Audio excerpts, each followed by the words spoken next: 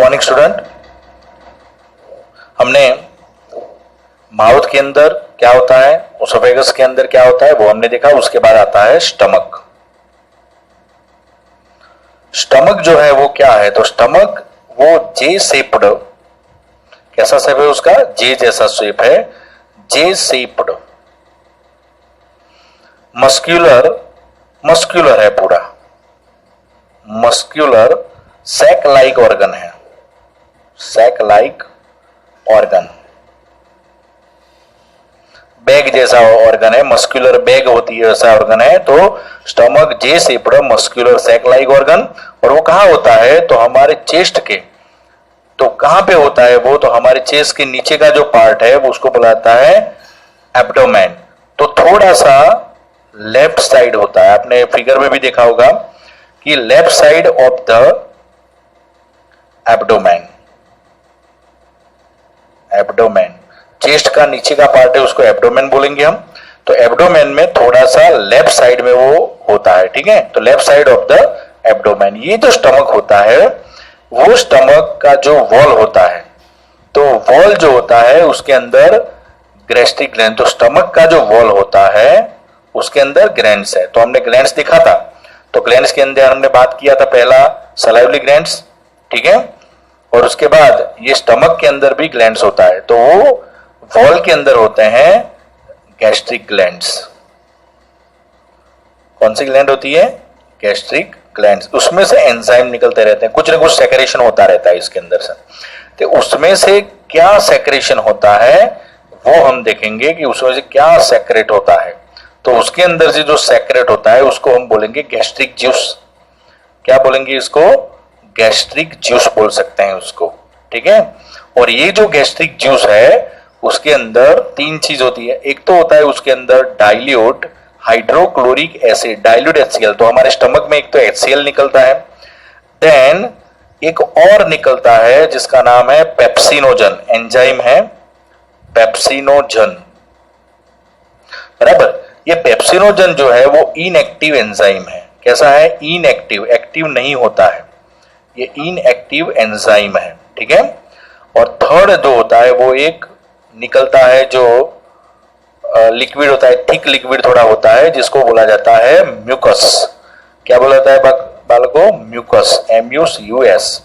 तो अभी देखते हैं ये क्या काम करता है। सबसे पहले तो ये डाइल्यूट HCl क्या करता है, तो हम जो फूड खाते हैं वो फूड के अंदर समझो बैक्टीरिया है, आ गया बैक्टीरिया, समझो बुल से आ गया है, तो बैक्टीरिया को क्या कर देगा, एसिड है तो क्या करेगा, उसको किल कर देगा। दूसरा, ये डाइल्यूट HCl जो होता है वो फूड को पूरा एसिडिक बनाता है। क्या बनाता है, एसिडिक, बराबर। तो फूड को एसिडिक बनाए, क्योंकि HCl हाइड्रोक्लोरिक एसिड है, तो फूड पूरा क्या बन जाएगा, एसिडिक बन जाएगा।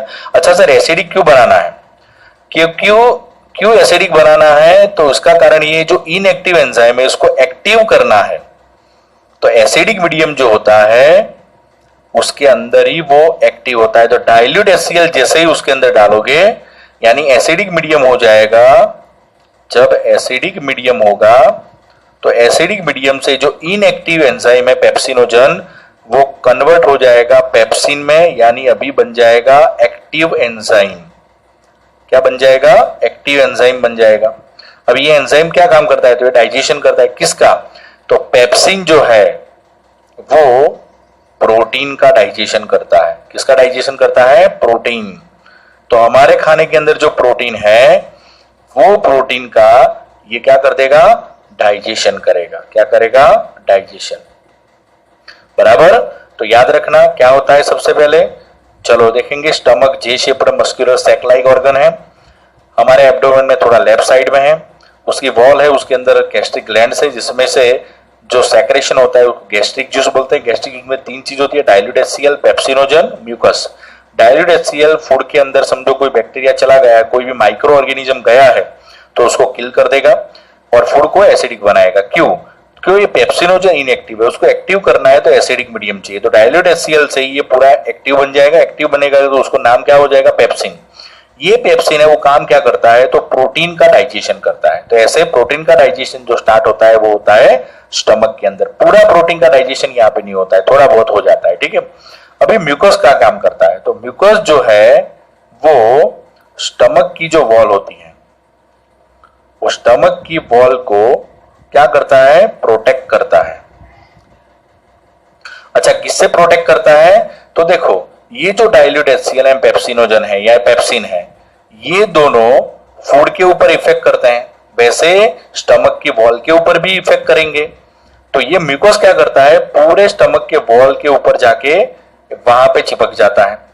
तो ये जो एसिड एंड जो पेप्सिन है उससे वॉल को जो भी उसको नुकसान होने वाला है उससे बचाता है, क्योंकि वॉल के ऊपर कौन चिपक जाएगा, म्यूकोस आ जाएगा, तो पूरा लेयर बना देगा। ठीक है, तो स्टमक की वॉल को प्रोटेक्ट करता है। तो कैसे, तो वॉल के ऊपर पूरा क्या बना देता है, लेयर बना देता है। तो इससे क्या होता है, स्टमक के वॉल को प्रोटेक्ट करता है। तो किससे प्रोटेक्ट करना है, डाइल्यूट HCl एंड पेप्सिन, दोनों वॉल को कोई भी इफेक्ट करेंगे नहीं, क्योंकि बीच में कौन आ जाएगा, म्यूकोस का पूरा क्या आ जाएगा, लेयर आ जाएगा। अभी ये जो डाइजेशन की जो भी होने वाला है, ये होने के बाद बराबर है, पूरा खाना जो है वो कहां जाएगा, अभी स्टमक के बाद क्या आता है, स्मॉल इंटेस्टाइन आता है। तो सर सीधा चला नहीं जाएगा स्टमक में से स्मॉल इंटेस्टाइन में, तो नहीं, स्टमक जो होता है वो स्टमक में से जो खाना स्मॉल इंटेस्टाइन में आता है, तो स्मॉल इंटेस्टाइन में आने से पहले यहां पे बीच में एक मसल्स होते हैं जिसका नाम है स्पिंक्टर मसल्स। कौन से मसल है, स्पिंक्टर मसल्स। ये जो स्पिंक्टर मसल्स होते हैं, ये स्पिंक्टर मसल्स जो होते हैं वो धीरे धीरे ही फूड जैसे जैसे डाइजेस्ट होगा स्टमक में उसका काम पूरा होगा, वैसे धीरे धीरे खाने को कहां पे आने देंगे, स्मॉल इंटेस्टाइन में आएंगे। तो स्टमक में से स्मॉल इंटेस्टाइन में फूड आएगा, उसका कंट्रोल कौन करता है, स्पिंक्टर मसल्स जो होते हैं वो उसको कंट्रोल करते हैं। तो यहाँ पे हमने आज देखा कि स्टमक के अंदर पूरा डाइजेशन जो होता है वो कैसे होता है, कौन सी गैस्ट्रिक ग्लैंड्स होती है, क्या होता है, वो हमने पूरा देखा। ठीक है, ओके, बाय स्टूडेंट।